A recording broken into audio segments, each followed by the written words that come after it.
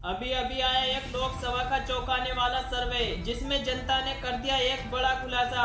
जनता ने बता दिया कौन होगा देश का प्रधानमंत्री और किसकी बनेगी सरकार। नमस्कार, आप देख रहे हैं political Hindi news. Lok Sabha opinion poll 2024 में आप सभी का हार्दिक स्वागत है। अभी अभी जनता के बीच से लोकसभा का ताजा सर्वे सामने निकल कर के आया है, जिसमें जनता ने कर दिया एक चौंकाने वाला खुलासा। क्या आपकी बार जनता हिंदू मुस्लिम को आधार मानकर वोट करेगी या फिर स्वास्थ्य, शिक्षा, बेरोजगारी को आधार मानकर वोट करेगी? यह जनता की सोच पर निर्भर करता है।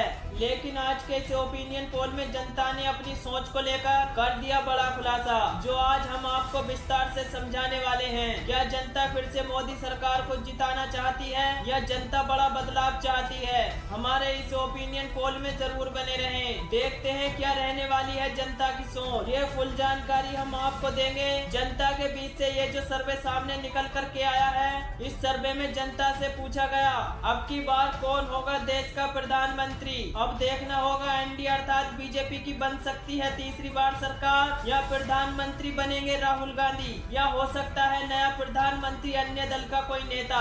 इन सभी प्रश्नों का जवाब इस वीडियो में मिल जाएगा। वीडियो के अंत तक जरूर बने रहें। और आज हम देखेंगे कि किस राज्य में किस पार्टी को कितनी सीटें मिलने का अनुमान है और कौन देश में अपनी सरकार बनाने जा रहा है। चलिए शुरू करते हैं और देखते हैं सबसे पहला राज्य। लेकिन उससे पहले मैं आपको जानकारी के लिए बता दूं कि देश में कुल लोकसभा की 543 सीटें हैं और किसी भी पार्टी को पूर्ण बहुमत की सरकार बनाने के लिए 272 सीटें जीतने की आवश्यकता होती है। जिस पार्टी के पास 272 या उससे अधिक सीटें होंगी, वही पार्टी देश में अपनी सरकार बनाएगी। आप अब की बार किस पार्टी की सरकार देखना चाहते हैं, कमेंट करके जरूर बताएं, क्योंकि जनता की राय लोकतंत्र को मजबूत बनाने के लिए महत्वपूर्ण होती है। इसीलिए अपनी राय अवश्य दें। चलिए शुरू करते हैं और देखते हैं सबसे पहला राज्य। सबसे पहला राज्य आता है उत्तर प्रदेश। उत्तर प्रदेश में लोकसभा की कुल 80 सीटें हैं। उत्तर प्रदेश की 80 लोकसभा सीटों में से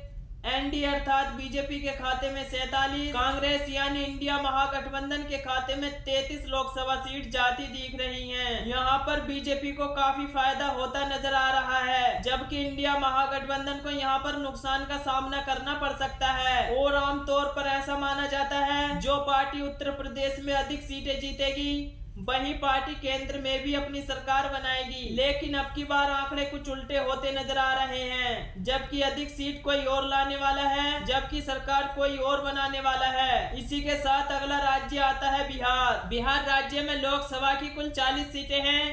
बिहार राज्य की 40 लोकसभा सीटों में से बीजेपी के खाते में 18, जबकि इंडिया महागठबंधन के खाते में 20 लोकसभा सीट जाती दिख रही हैं। यदि हम बात करें अन्य दलों की, तो अन्य दलों के खाते में 2 लोकसभा सीट जाती दिख रही हैं। यहाँ पर इंडिया महागठबंधन को फायदा होता नजर आ रहा है, जबकि बीजेपी को थोड़े से नुकसान का सामना करना पड़ सकता है। अगला राज्य आता है महाराष्ट्र। महाराष्ट्र राज्य में लोकसभा की कुल 48 सीटें हैं। महाराष्ट्र की 48 लोकसभा सीटों में से बीजेपी के खाते में 18, जबकि इंडिया महागठबंधन के खाते में 30 लोकसभा सीट जाती दिख रही हैं। यहाँ पर कांग्रेस यानी इंडिया महागठबंधन को काफी फायदा होता नजर आ रहा है, जबकि बीजेपी को यहाँ नुकसान का सामना करना पड़ सकता है। इसी के साथ यदि हम बात करें हरियाणा राज्य की, हरियाणा राज्य में लोकसभा की कुल 10 सीटें हैं।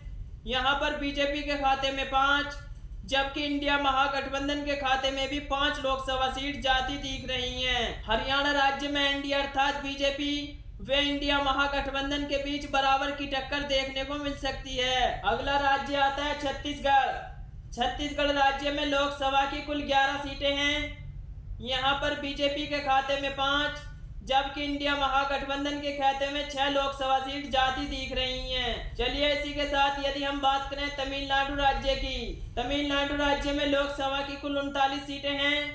यहाँ पर बीजेपी के खाते में 14, जबकि इंडिया महागठबंधन के खाते में 25 लोकसभा सीट जाती दिख रही हैं। तमिलनाडु की 39 लोकसभा सीटों में से यहाँ पर बीजेपी को नुकसान का सामना करना पड़ सकता है, जबकि इंडिया महागठबंधन को यहाँ पर फायदा होता नजर आ रहा है। इसी के साथ यदि हम बात करें पंजाब राज्य की, पंजाब राज्य में लोकसभा की कुल 13 सीटें हैं। पंजाब राज्य की 13 लोकसभा सीटों में से एनडीए अर्थात बीजेपी के खाते में 1, कांग्रेस यानी इंडिया महागठबंधन के खाते में 6 लोकसभा सीट जाती दिख रही हैं। यदि हम बात करें अन्य दलों की, तो अन्य दलों के खाते में भी 6 लोकसभा सीट जाती दिख रही हैं। पंजाब राज्य में इंडिया महागठबंधन वे अन्य दल दोनों बराबर की ही टक्कर पे चल रहे हैं, जबकि यहाँ पर बीजेपी को बहुत बड़ा नुकसान का सामना करना पड़ सकता है। इसी के साथ यदि हम बात करें गोवा राज्य की, गोवा राज्य में लोकसभा की कुल 2 सीटें हैं। गोवा राज्य की 2 लोकसभा सीट बीजेपी के खाते में 1, जबकि इंडिया महागठबंधन के खाते में भी 1 लोकसभा सीट जाती दिख रही है। गोवा राज्य में बीजेपी व इंडिया के बीच बराबर की टक्कर देखने को मिल सकती है। अगला राज्य आता है मध्य प्रदेश। मध्य प्रदेश राज्य में लोकसभा की कुल 29 सीटें हैं।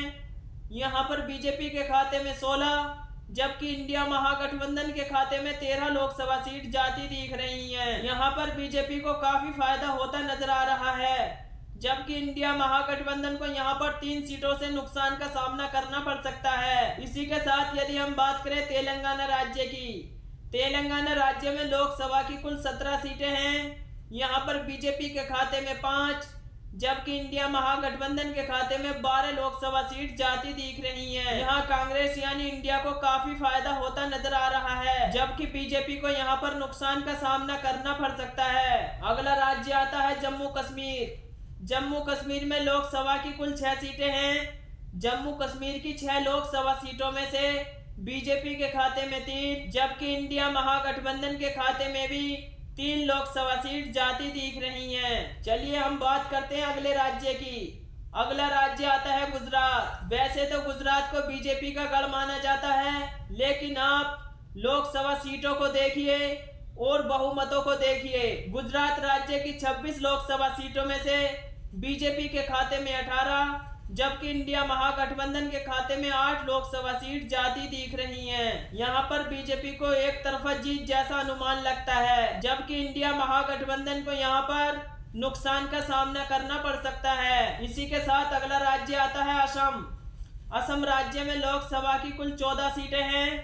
यहाँ पर बीजेपी के खाते में 8, जबकि इंडिया महागठबंधन के खाते में 6 लोकसभा सीट जाती दिख रही हैं। यहाँ पर बीजेपी को 2 सीटों से फायदा हो सकता है, जबकि इंडिया महागठबंधन को यहाँ पर 2 सीटों से नुकसान का सामना करना पड़ सकता है। इसी के साथ अगला राज्य आता है राजस्थान। राजस्थान राज्य में लोकसभा की कुल 25 सीटें हैं। यहाँ पर बीजेपी के खाते में 16, जबकि इंडिया महागठबंधन के खाते में 9 लोकसभा सीट जाती दिख रही हैं। राजस्थान राज्य में बीजेपी को काफी फायदा हो सकता है, जबकि इंडिया महागठबंधन को नुकसान का सामना करना पड़ सकता है। इसी के साथ अगला राज्य आता है अरुणाचल प्रदेश। अरुणाचल प्रदेश की कुल 2 सीटें हैं। अरुणाचल प्रदेश की 2 लोकसभा सीटों में से बीजेपी के खाते में 1, जबकि इंडिया महागठबंधन के खाते में भी 1 लोकसभा सीट जाती दिख रही है। अरुणाचल प्रदेश में बीजेपी व इंडिया के बीच बराबर की टक्कर देखने को मिल सकती है। इसी के साथ अगला राज्य आता है मेघालय। मेघालय राज्य में लोकसभा की कुल 6 सीटें हैं। मेघालय की 6 लोकसभा सीटों में से बीजेपी के खाते में 3, जबकि इंडिया महागठबंधन के खाते में भी 3 लोकसभा सीट जाती दिख रही हैं। मेघालय राज्य में बीजेपी व इंडिया के बीच बराबर की टक्कर देखने को मिल सकती है। इसी के साथ अगला राज्य आता है झारखंड। झारखंड में लोकसभा की कुल 14 सीटें हैं। यहाँ पर बीजेपी के खाते में 6, जबकि इंडिया महागठबंधन के खाते में 8 लोकसभा सीट जाती दिख रही हैं। यहाँ पर बीजेपी को 2 सीटों से नुकसान का सामना करना पड़ सकता है, जबकि झारखंड राज्य में इंडिया महागठबंधन को 2 सीटों से फायदा हो सकता है। इसी के साथ अगला राज्य आता है केरल। केरल राज्य में लोकसभा की कुल 20 सीटें हैं। केरल राज्य की 20 लोकसभा सीटों में से एनडीए अर्थात बीजेपी के खाते में 4, जबकि कांग्रेस यानी इंडिया महागठबंधन के खाते में 12 वे अन्य दलों के खाते में 4 लोकसभा सीट जाती दिख रही हैं। केरल राज्य में बीजेपी व अन्य दल दोनों बराबर की टक्कर बनाए हुए चल रहे हैं, जबकि कांग्रेस यानी इंडिया महागठबंधन को यहाँ पर काफी भारी मतों से फायदा हो सकता है।